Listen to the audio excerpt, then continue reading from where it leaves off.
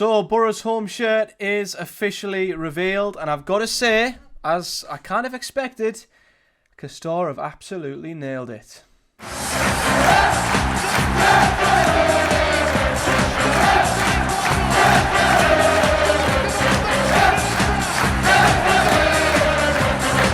What is up, guys? Welcome back to the channel, and I was back at the Riverside again last night. This time it was for the home kit launch event, which was literally that. They launched Boro's home kit in front of a huge crowd of Boro fans, and we also got to see a couple of the Boro players from the men's and women's team rocking the shirts, which was a really, really nice surprise. And overall, it was a very, very good evening. So I'm going to give my thoughts on the shirt shortly, but as an evening, I thought it was really, really good. I wasn't sure what to expect, to be honest. I didn't know if it would be revealed and we'd have to keep things secret, or if it could just be a case of, right, once we'd seen it, it could be plastered everywhere. But I think they pretty much revealed it simultaneously at the same time online as to when we saw it officially. But we had a good chat. We had a good Q&A with some senior members of the Boro. I think it was head of retail and maybe head of commerce. I might have got them job titles wrong, but the two members of staff who led the retail event we went to last season spoke on the new kit, the choice to go with Castor. They also mentioned a few interesting tidbits on the club shop as well, and that it has been completely renovated and is hopefully going to be a much better, more relaxed shopping experience. They said they've digitised a lot of stuff inside the store as well. So there's a little tidbit for you guys on the Boro shop outside in the ground. That's going to be hopefully really, really renovated and exciting. But they spoke about Castor. They spoke about how many, I think they said they started with 15 different manufacturers. They whittled it down to 4. Castor, they say, they were the one they chose to go with. Castor made the most effort. They seemed the most passionate about jumping on board, and they were I think the words they used, there was more synergy between Boro and Castor compared to other kit manufacturers. And I've always said I love Castor's designs. It's the quality that's the big question mark. But if I could pick a kit manufacturer for Boro just based off of my preference on what designs I like the most, I'd have chose Castor. So in terms of the kit and how it looks and how aesthetically it looks, this is what I would have dreamt of, to be honest with you. But they then spoke to the guys from Castor who spoke about the club and Middlesbrough and why they're delighted to be partnered with us, all that sort of jargon. And then we were surprised by the reveal of the shirts modelled by 3 of the Boro women's team as well as 2 of Boro's men's team. Neto Borges and Riley McGree made a surprise appearance, and they spoke, all 5 of them, on Boro's home shirt, chatted a little bit about pre-season so far as well, and then went round and got pictures with everybody as well, which was absolutely awesome. So yeah, overall it was a great event. Dotted around the Legends Lounge, there was already mannequins with a variety of Boro's merch on there. Training merch was on there, training gear, generic merch, which was all there to look at. And after they revealed the kit, they brought that out onto a mannequin, so you could go up to the shirt, you could have a feel of it, you could have a touch of it. They didn't try and hide anything. It was all there for Boro fans to see. They could get a good close look at the shirt, on the mannequin, on some of the players. You could get a good feel of it. You could see the quality of it. Same with the merch. I don't think they could have done any more for me in terms of a kit launch. It was really, really good. Now, before I get into my thoughts on the kit as well, there might be questions on the away shirt. They did mention that the away shirt is coming soon.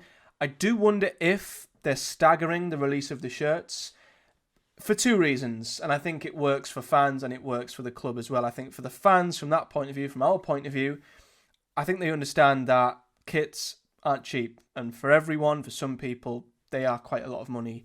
And I think if they'd have dropped the home shirt and the away shirt all at once, based off of the price, which is 60 quid, by the way, that's fine. I think a £5 rise that's absolutely fine from Boro. I think they've done really, really well there. It's gone up from £55 to 60. I don't think that's bad. I think the club have done really, really well there. When you look at Preston, for example, in the Championship, they were Castor. Their home kit's £70 at Preston. I think West Brom's are 65. So I think the club have done really well to ensure that the rise of the kit price wasn't astronomical, but still, even then, £60 for a shirt is still a lot. And I think when people have children as well, trying to buy the home shirt and the away shirt at once might be quite a big ask. So I think they've staggered the release to allow fans to put their money into the home shirt now and then also maybe next month, next wage, put their money into the away shirt. So it helps fans probably afford the shirts, but it also gives them a better opportunity to sell both. So I think there's a bit of a to and fro there. Works for the fans, I think works for the club as well. They also, now I don't know if this was a flip of the tongue or if this was mentioned deliberately, accidentally, because I didn't think there was any hint or indication at all, but they also mentioned a third kit down the line.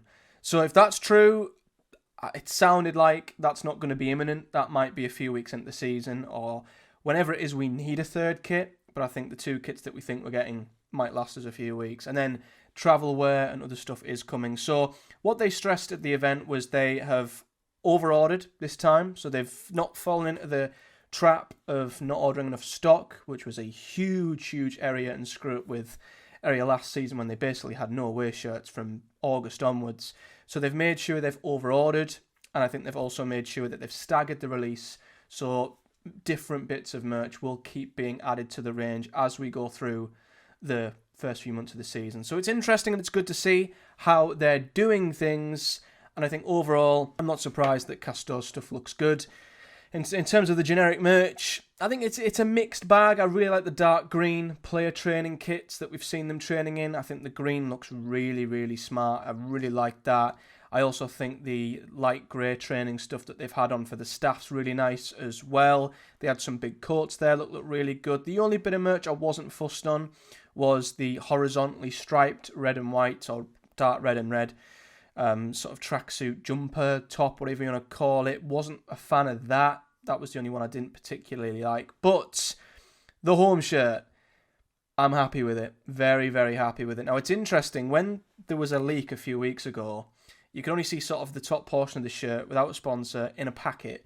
It was that shirt. It is that shirt. However, on that initial image, you don't really see the true detail of what we thought were stripes on the shirt, and you didn't even clock that there was a pattern going horizontally from one side to another. So we saw bits of it, but there was more to the shirt than what we thought at the time, which I think is really cool. Obviously, there was a digital version that uploaded, which I did mention in a video, which showed the stripes in more detail, nothing else other than a big thick white collar. But there was even more to the shirt than that, because it turns out the thin red stripes are not stripes.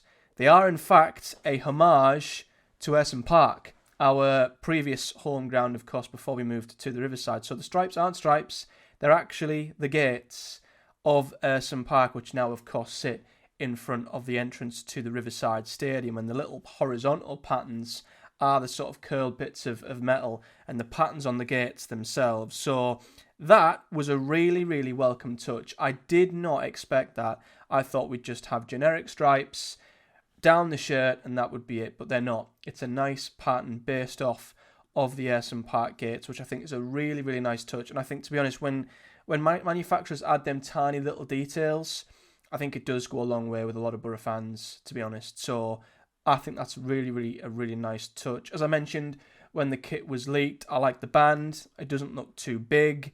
The sponsor is the sponsor. I don't think it looks too bad on this shirt. Of course, I would love a much more thinner, wider sponsor, but it looks better on this shirt than it has other shirts in recent years. But I love the band. I think the 2 little bands at the top, above and below, the big thick band, nice real smart touch there as well. Just another nice added little bit of subtle detail that Castor are really good at. And then obviously the pattern on the main torso I think is a lovely touch as well. The main sleeves are just fully red, which I think is quite nice as well. And I did mention when I spoke about the kit last time, the one wish I did have, which was obviously they have a big thick white collar. I did wish that they'd do the same and they'd round off the sleeves with a nice bit of white. And lo and behold, now we see the full shirt. They have rounded off the sleeves with a nice big chunk of white, which I think is really nice as well. There's a nice bit of white around the Boro badge as well, which I think just makes the badge stand out. Again, it's a really little subtle detail that I think Castor are really good at when they think of that. And then on the back, at the top, behind the collar, there is another little badge that says MFC with the pattern of the gates above and below as well, which is another really lovely touch. So yeah, overall, I really like it. I think it's a really nice kit. I didn't expect anything less from Castor. And overall, I think the night as a whole was really good. I liked that they got the players in there. People got to see the players in the kits. Fans got to see the kit up front, got to touch it, got to feel the quality. Same with a lot of the generic merch. It was a very open event where fans basically got all the answers they needed to what the kit looked and felt like and all that. So that paired with the price, which I think is very reasonable, fair play to Boro. A good event, a good kit. I guess the only question, and I think it's a question that will hang over Castor's head for a long time, is will it last? Will they get will we get a good amount of wear out of the kit? Will things start peeling off after a few weeks? How will it wash? All them questions, I guess, will only be answered when we buy the kit and when we wear it and we see how we go with it. But I've pre-ordered it. I can't wait for it to arrive, and I'll probably do another little video when it does arrive to see it properly in the flesh, I guess, with my own shirt as well. But yeah, it was a really good event. And to anyone who was there, I hope you enjoyed it. I bumped into a few people who were really, really lovely and complimentary about the channel. So a big thank you to anyone who might be watching, who I bumped into at the event. It was great to meet you guys, and it was a great event in the whole. So yeah, let me know your thoughts in the comments on the kit. I know Boro kits are always so divisive, as are any kits. I work in design, it's my day job, and I know how subjective design is, and everyone sees things differently. Everyone loves the same thing that someone else hates. You will never ever please everybody, but I'd be very intrigued to hear your thoughts on the kit in the comments. And for more Boro and football related stuff heading into the season, of course, like the video and subscribe if you haven't already for much, much more good stuff. But until next time, guys, take care, and I'll see you all in the next one.